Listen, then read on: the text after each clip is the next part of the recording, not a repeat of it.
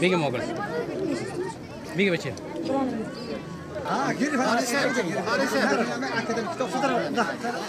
Bari badana kana imra maske bas. Hani ne oynamayacak? Pardon bola bu.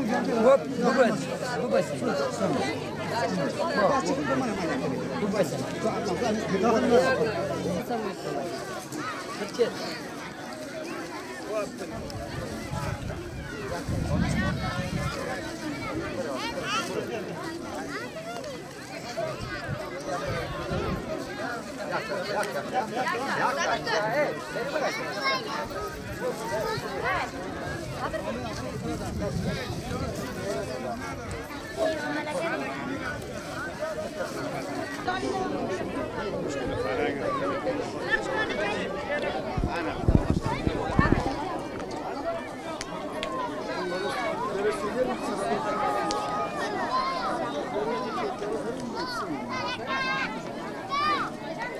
Bismillahirrahmanirrahim.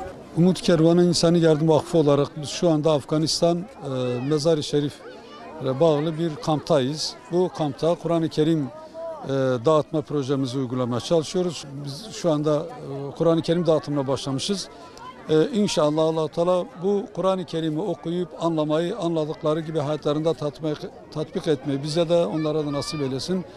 Hayırseverlerden, bağışta bulunan hayırseverlerden Allah 1000 kat razı olsun.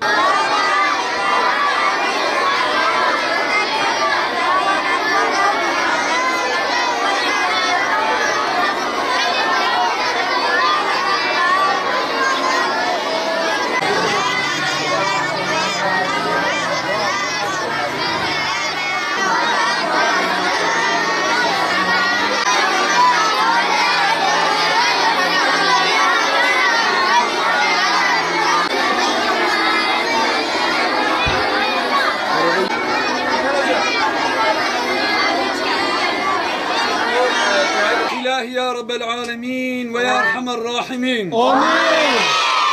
Bu Kur'an-ı Kerim'i bu yoksul, muhacir olan kardeşlerimize, bağışta bulunan kardeşlerimizin hayırlarını kabul eyle Ya Rabbel Alemin. Amin.